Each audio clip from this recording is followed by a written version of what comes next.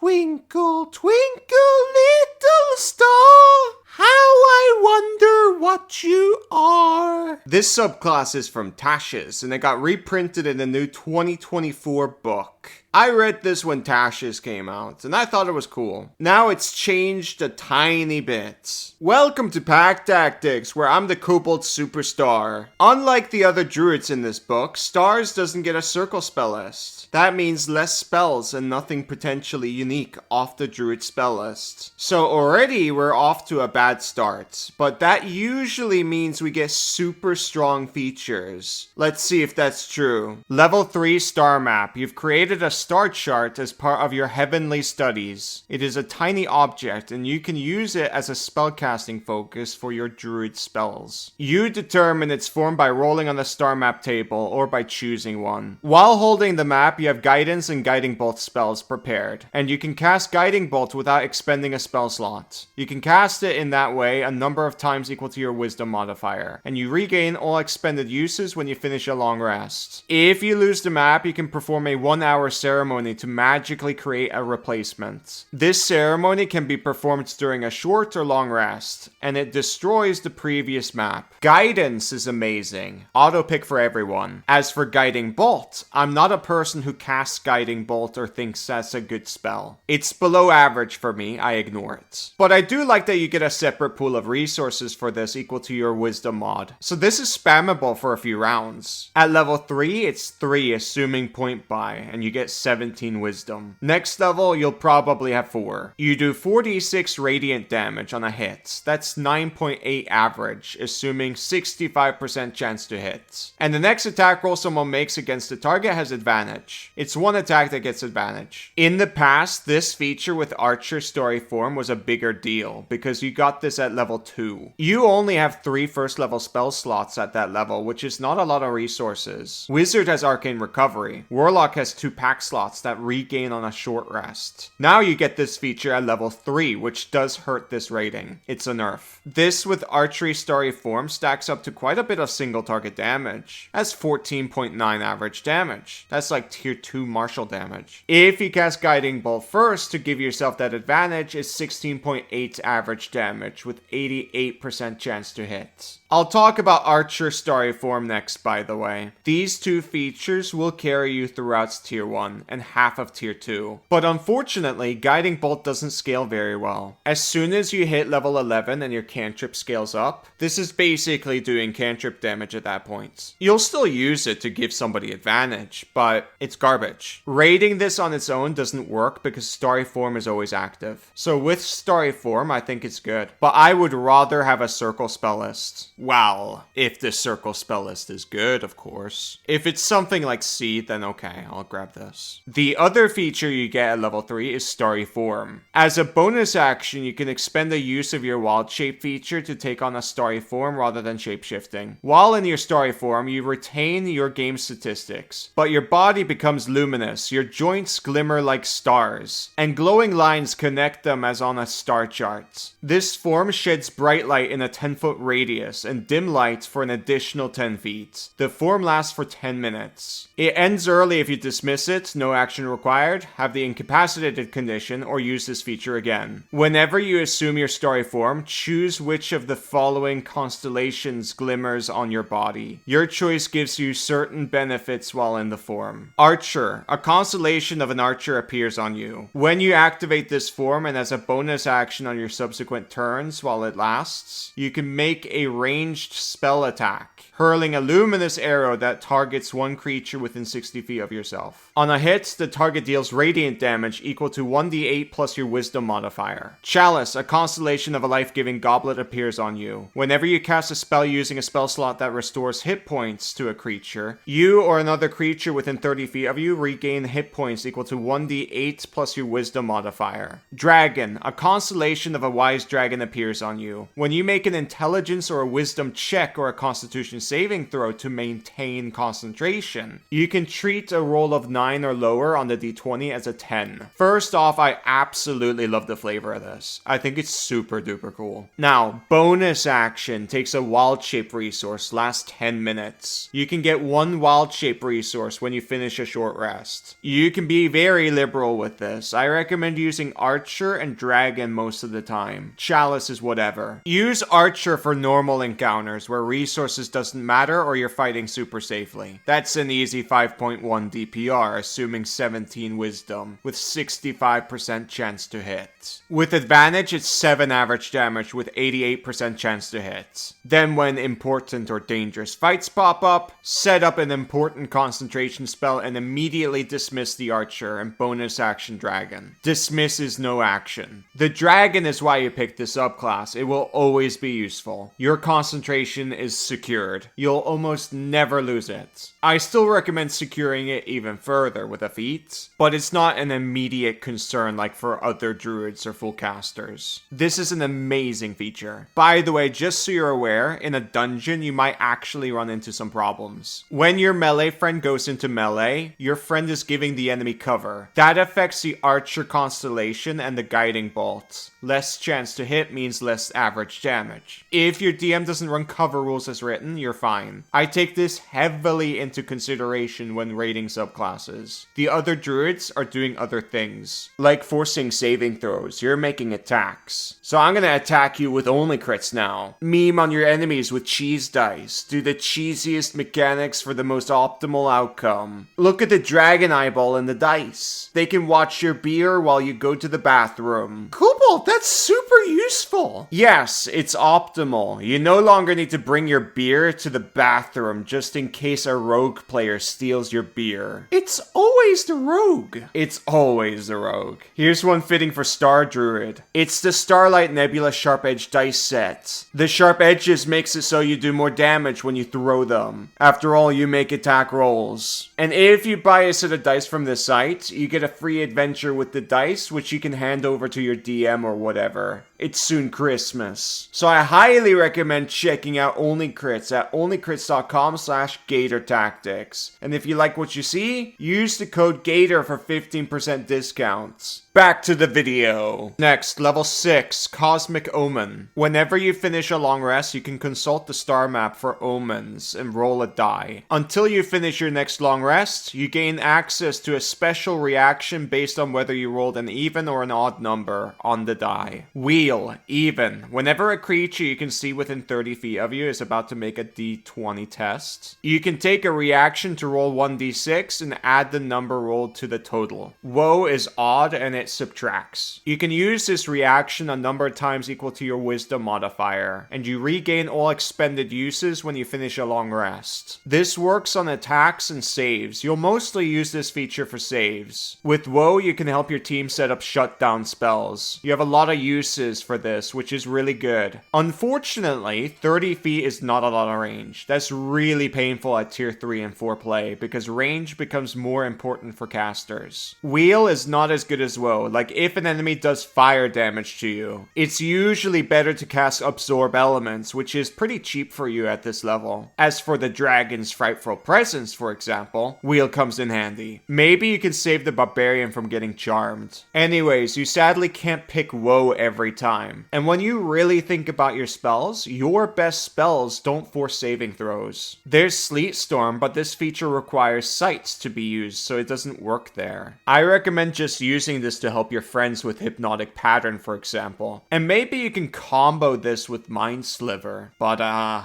this feature is okay. I just wish it had a longer range and I could pick Woe every time. This feature would be stronger on a different class like a Sorcerer or a Wizard. Level 10, Twinkling Constellations. The constellations of your story form improve. The 1d8 of the Archer and Chalice becomes 2d8. And while the Dragon is active, you have a fly speed of 20 feet and can hover. Moreover, at the start of each of your turns, while in your starry form, you can change which constellation constellation glimmers on your body. This is fantastic. I recommend using Dragon more for flying up and shooting down. Most enemies that do have range do more damage in melee than in range. Also to note is that you're hovering. If you get knocked prone while flying, you won't fall. This is a big deal because you can fly up a few feet and just lay prone willingly in the sky. That makes it so all ranged enemies have disadvantage to their attacks against you. You can do the Superman pose! Absolutely, and you can just stand up in the sky when you need to make an attack roll. Now for Capstone, level 14, full of stars. While in your starry form, you become partially incorporeal, giving you resistance to bludgeoning, piercing, and slashing damage. Great! I don't need to say anything here. That's the Star Druid. It's good. I don't think it's amazing as most people think it is. I just think it's good because of mainly one feature. The Dragon constellation is why you pick this subclass, and eventually you can fly and hover. In terms of power, I don't think it's near Land or Moon Druid. Those two subclasses have tons more things going for them, which is more impactful. Land has the best spells and the most resources. They also straight up get Fireball. Moon Druid literally becomes a fighter jet at level 8. I'll show you what I mean. This is a Quetzalcoatlus with Conjure Woodland Beings. That is a massive radius. There's no way your star map and Dragon constellation is keeping up with that. Anyways, you get the point. I've now covered 3 Druid subclasses. Now we have to wait for the monster manual to come out so we can cover Moon Druid properly. Stay tuned. Hopefully I get early access from Wizards of the Coast. End of video. I hope I earned a like, comment, and maybe a subscription. It's going to be a brutal month for this channel, and I'm covering Druid, which is the least popular class in the game. Don't get me wrong, like, you can do whatever you want. I just hope I earned your support. Next video, I might cover the best martial in the game. I found something cool I wish to share. Anyways, thank you for watching. Bye-bye!